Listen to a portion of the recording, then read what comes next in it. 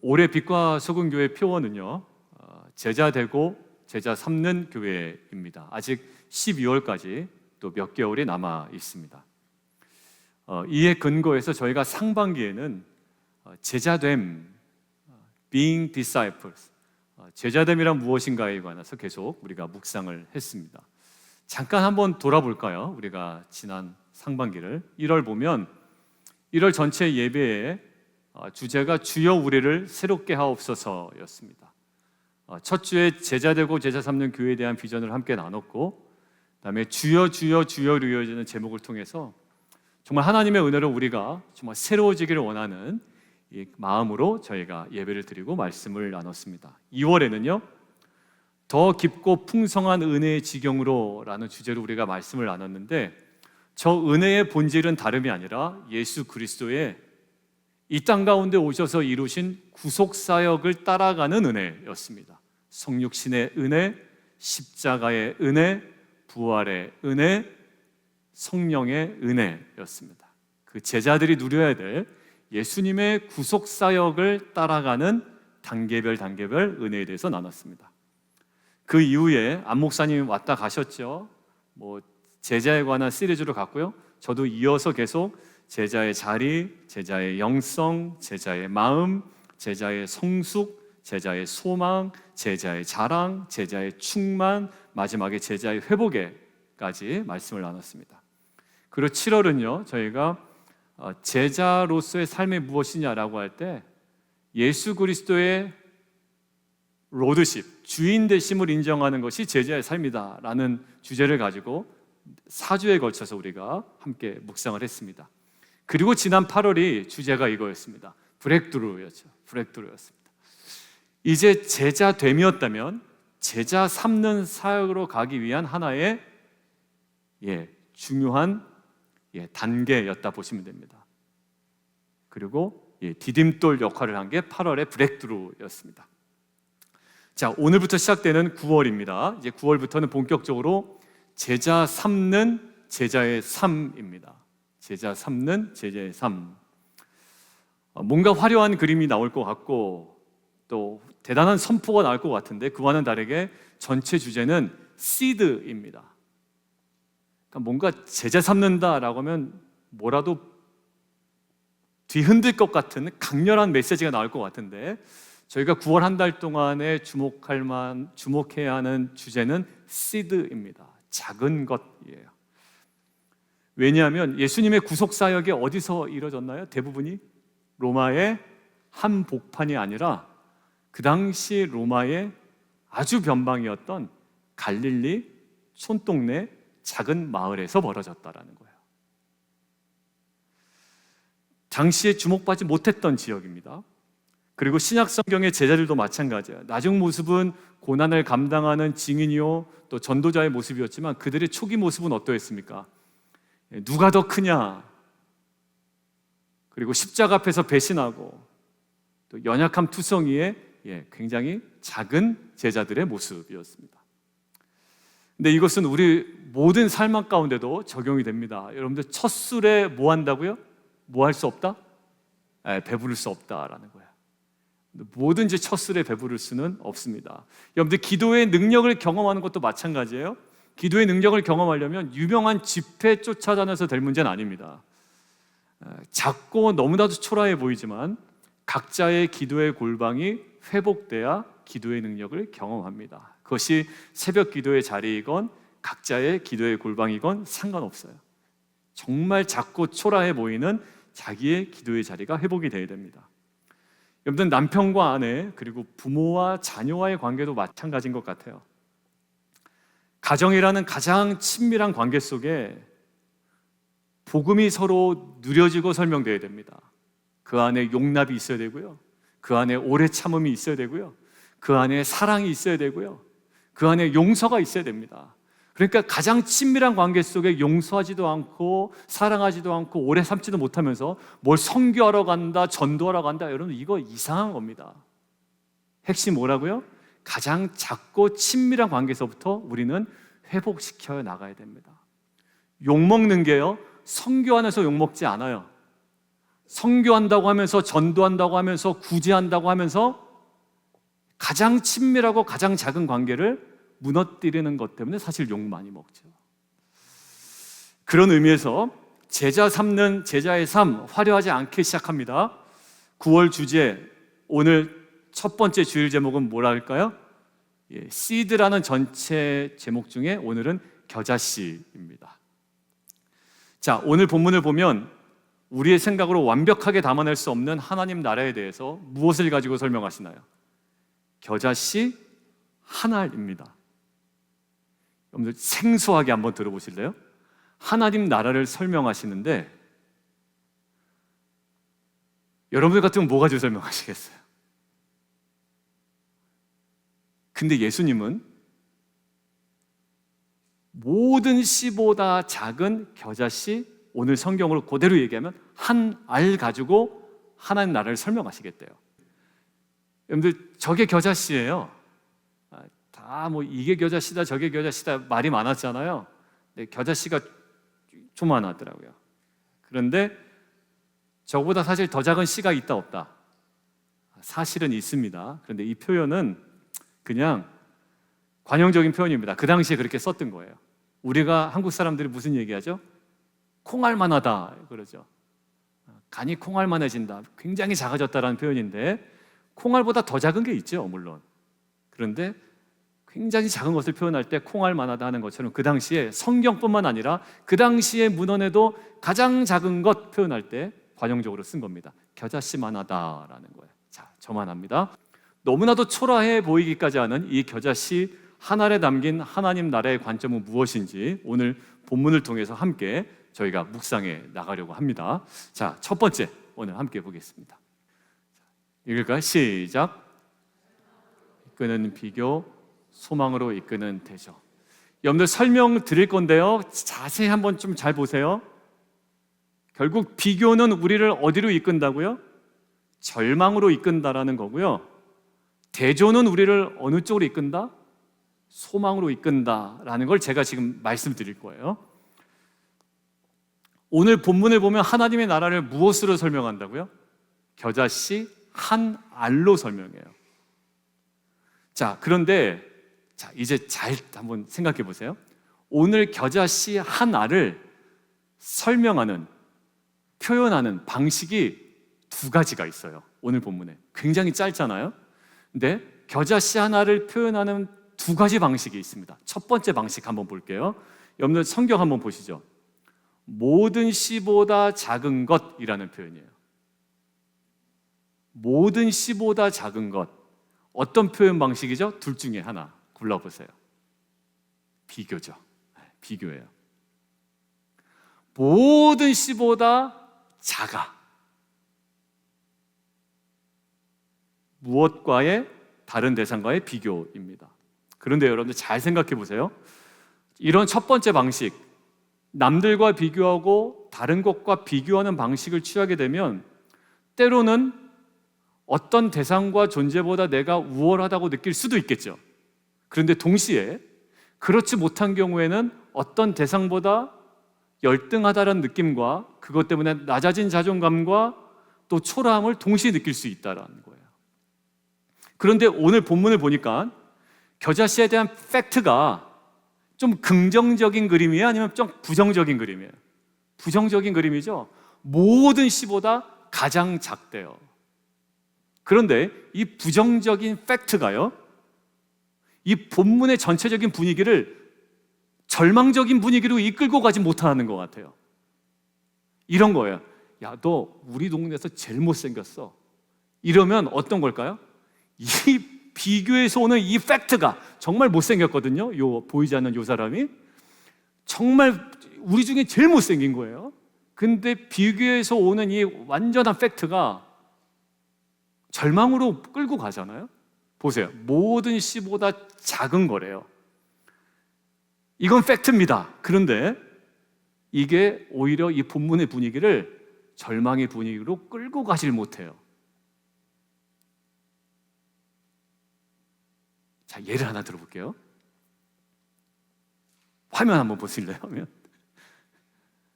키 작은 사람이 누군가요? 남자분들은 좀 대번에 알겠고 여자분들은 저게 누구요? 이러실 수도 있어요. 메시입니다. 메시. 아르헨티나의 유명한 축구 선수 메시. 키가 몇 센치라고요? 메시가? 169 정도 돼요. 네, 169. 제가 엄청 커요, 메시보다.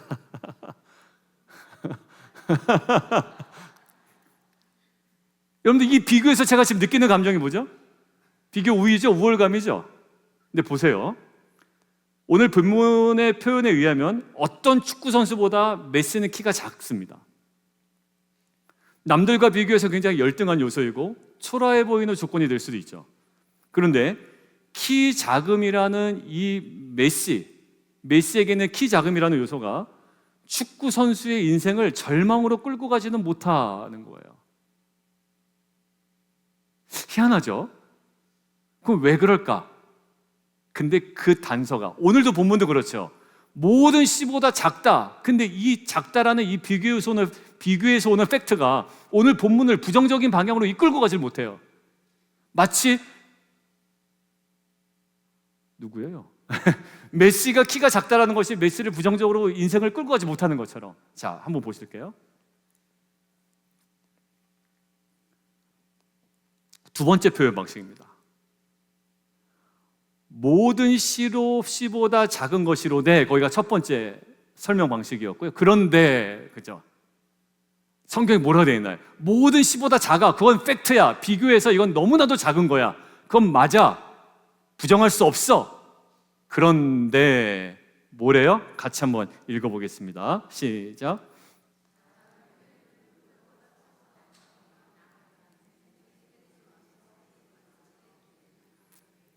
예. 그런데 뭐예요? 이렇게 된대요. 사진 한번 보시겠어요? 성지순례 갔다 오시면 알겠죠? 저게 겨자 나무예요. 그런데 풀에 가까운가요? 나무에 가까운가요? 거의 풀에 가까워요. 유채꽃 같지 않으세요? 네, 유채꽃 같아요. 그리고 저 아저씨는 제가 아닙니다. 유튜브에서 화면을 캡처한 겁니다. 제가 비교하려고. 사람이 저 정도인데 겨자 나무라고 하는 불리는 것이 저 정도다.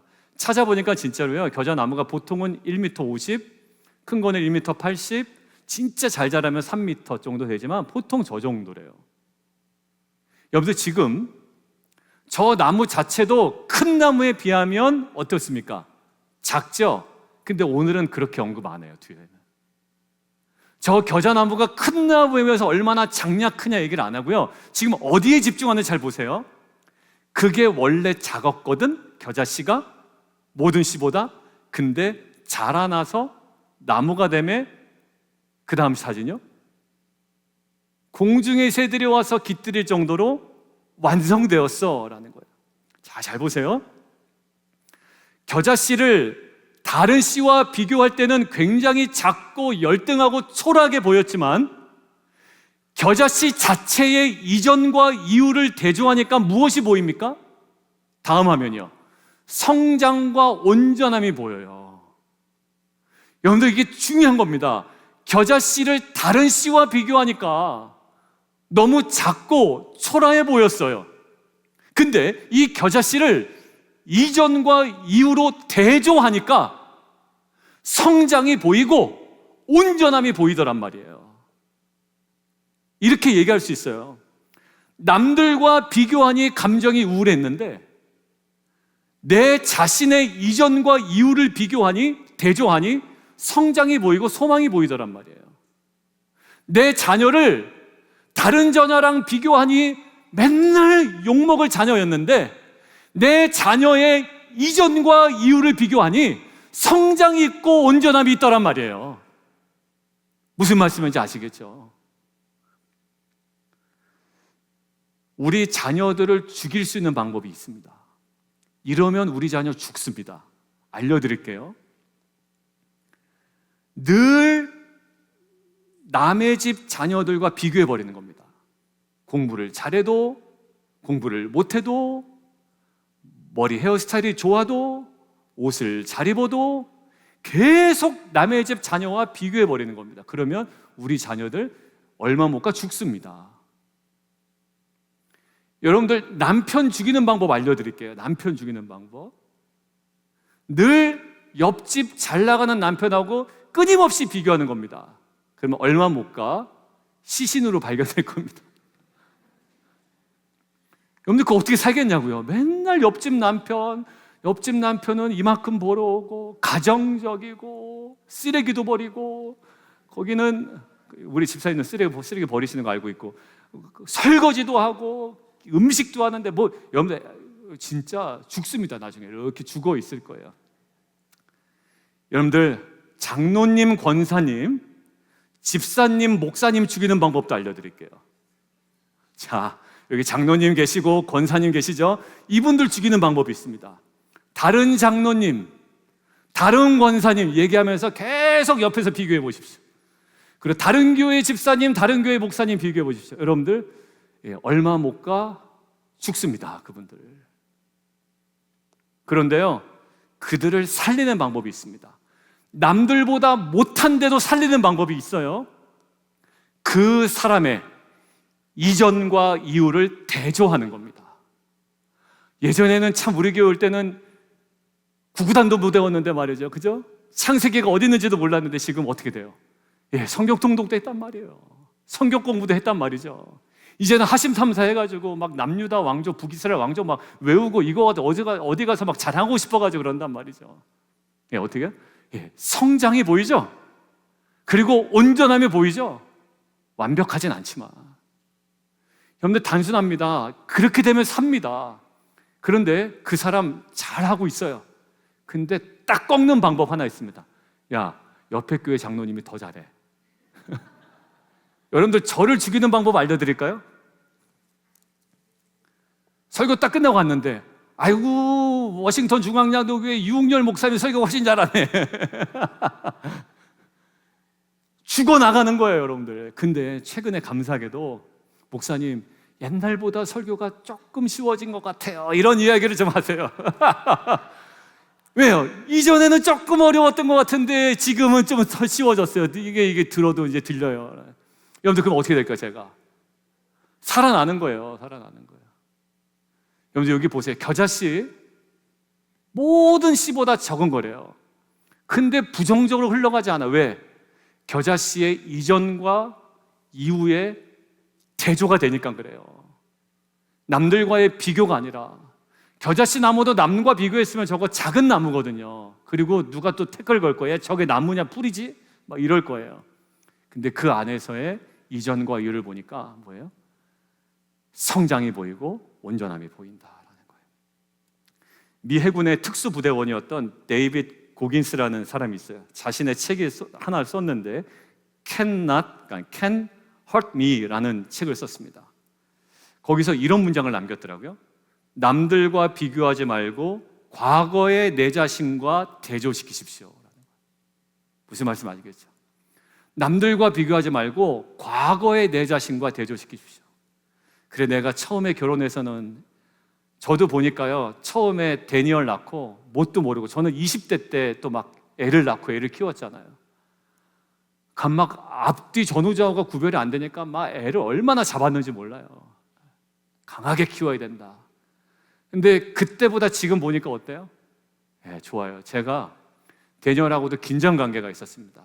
요 몇 주 사이에 한 달, 뭐 한 두 달 정도. 근데 얘가 그 데살로니가 우리 전서후서 묵상할 때 그거 기억나세요? 그 말씀 전하는 자, 또 섬기는 자, 이렇게 너 좀 알아줘라, 챙겨줘라, 이런 구절이 있어요. 얘가 그 말씀을 묵상하고 나서 저한테 메시지를 보냈어요. 빛과 소금 교회 담임 목사이자 저의 사랑하는 아버지에게 오늘 말씀 묵상을 깊이 하던 중 감사의 마음을 보내려 문자를 보냅니다. 이러면서 보내는데 더 이상 얘기하면 또 울 것 같아, 제가요. 근데 약간 구글에 돌리는 적이 있어요. 영어로 써놓고 한국어로 돌린 느낌이 들었어요. 그래서 제가 가서 막 이렇게 안아주고 야 감사하다, 야 고맙다 막 이러면서 야 근데 너 구글 돌렸니? 이랬더니 일단 구글은 돌렸고 그대로 보내진 않았고 자기가 수정해서 보낸 거래요. 아주 중요한 거 아니까 넘어가세요. 아무튼 그런데 뭐라고요? 비교하지 말고 자신의 과거와 대조시키라고요. 뭐 다른 아빠보다 더 좋다 이런 거 없었어요. 아빠의 그 모습이 감사해요. 한 교회의 목사로서 뭐라 고생한다 그랬나 수고한다 그랬나 너그라 하여튼 그거에 깊은 감사를 제가 하나 보내드릴게요. 그냥 카톡방에. 예, 뭘까요? 예, 대조하는 거예요. 저희의 이전과 이후를. 맞습니다. 하나님께서도 이스라엘을 다루실 때 다른 민족들과 비교하지 않으셨어요. 이렇게 얘기하세요. 내가 너네들 이래서 그래? 아니에요. 이렇게 말씀하셨어요. 한번 읽어보겠습니다. 시작. 하시고 택하신 것은 당신들이 다른 민족들보다 수가 더 많아서가 아닙니다. 오히려 당신들은 모든 민족 가운데서 수가 가장 적은 민족입니다. 그런데도 주님께서는 당신들을 사랑하시기 때문에 당신들 조상에게 맹세하신 그 약속을 지키시려고 강한 손으로 당신들을 이집트 왕 바로의 손으로 건져내시고 그 종살이하던 집에서 이끌어내어 주신 것입니다. 여러분들, 하나님께서 이스라엘을 택하신 이유는 다른 민족보다 많아서죠? 아니라는 거예요. 그러니까 하나님도 야 네가 다른 민족보다 많아서에서 비교 우위 때문에 선택하신 게 아니라는 거예요. 오히려 너네 현실이 뭐다? 앞에 보여주세요. 너의 현실은 뭐다? 모든 민족 가운데 수가 가장 적은 민족이라는 거예요. 여러분들, 부정적인 이미지죠? 그런데 이게 부정적인 의미로 흘러가지 않아요. 부인할 수 없는 팩트예요. 그런데 이게 이스라엘 민족에게 절망이 되지 않습니다. 왜요? 이 비교 팩트를 압도하는 이스라엘 민족을 향한 하나님의 놀라운 사랑이 있거든요. 그가 어떠하든지, 비교해서 어떠하든지 그 민족을 향한 하나님의 압도하는 사랑이 있거든요. 바라보시는 시선이 있거든요. 마찬가지 아닌가요? 남들과 비교해서 우리 자식 비교해서 뭐라고 얘기하는 사람들이 있으면 화나죠. 물론 내가 비교할 때는 괜찮지만 남이 감히 우리 자녀를 누군가를 비교하면 여러분도 화나지 않습니까? 엄청 화날 거예요. 왜? 나는 이 자녀의 전후와 사정을 알고 있어요. 압도하는 사랑이 그 자녀에게 있단 말이에요. 이스라엘을 다루시는 방법도 비교해서 좋기 때문에 선택하신 것이 아니에요. 근데 우리는 인간은 달라요. 좀 비교해서 더 똑똑한 사람 좋아해요. 내 말 잘 듣는 사람 좋아해요. 내 영향력 아래에 있는 사람 좋아하고요.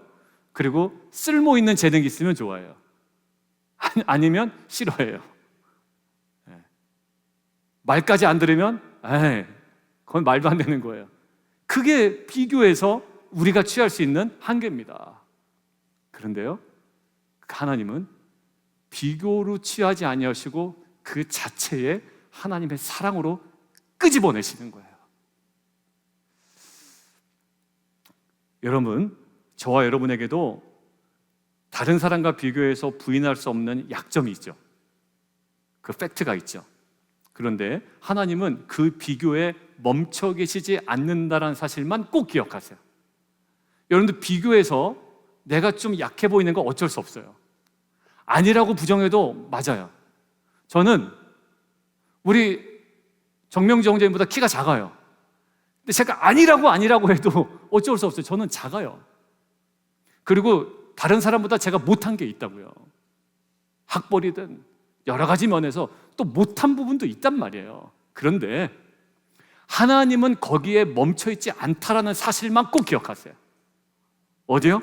하나님은 저의 이전과 이후의 삶을 정확하게 하나님의 시선으로 대조시킴을 통해 내 안에 있는 성장을 보게 하시고 내 안에 있는 온전함을 보게 하시고 그 가운데 소망을 붙들고 나아가게 하시는 분인 줄 저는 믿습니다. 이러한 대조의 금을 갖고 계시는 것들을 반드시 기억하시고 이제는 정말 그 하나님의 시선과 소망으로 나아가는 저 여러분 되기를 주님의 이름으로 축원드립니다. 자, 그런데요, 그 온전함은 어디냐? 온전함이 어디냐? 왜냐하면 성장과 온전함이라고 그랬잖아요. 자, 온전함 한번 볼까요?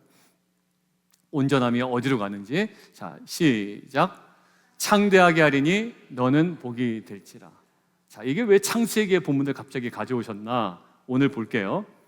질문 하나 던져볼게요, 여러분들. 질문. 오늘 겨자씨의 성장의 완성된 그림이 나무가 되는 겁니까? 아니면 더 나아갑니까? 저 보면 정답이 안 나올 거예요. 오늘 본문을 보시면 겨자씨의 성장의 마지막 끝 지점이 나무가 되는 거예요? 아니면 조금 더 나가요? 그렇지, 더 나가죠. 단순히 나무가 되는 게 아닙니다. 완성된 그림이 뭐냐면 나무가 되매라고 되어 있죠.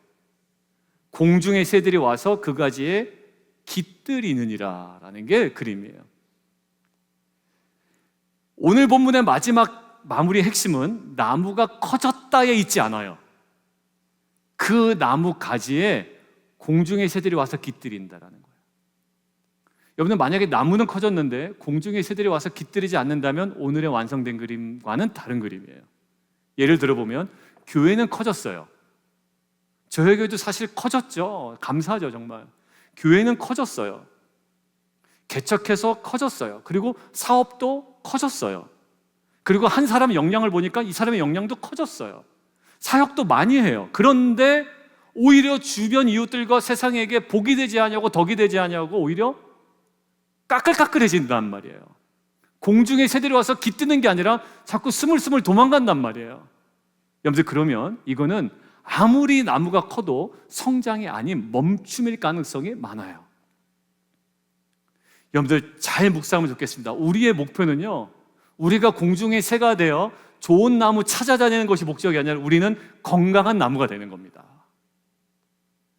왜냐하면 예수님께서도요, 누구를 부르러 오지 아니하고 누구를 부르러 왔다고 그래요? 내가 의인을 부르러 오지 않고 죄인을 부르러 왔다고 그러죠. 근데 우리는 나랑 좀 코드가 맞을 만한 의인들하고만 지내려고 그래요. 사실 하다 보면. 여러분들, 그래서 텐트 지기 하다 보면 그게 깨져요. 새가족 섬기다 보면 깨져요. 왜냐하면 텐트는 자기의 마음에 맞는 사람만 받을 수 없어요. 새가족 우리의 마음에 맞는 사람만 오지 않아요. 다른 사람 많이 옵니다. 여러분들, 근데 그것들을 하나하나 다 용납하지 못한다면 어떻게 될까요?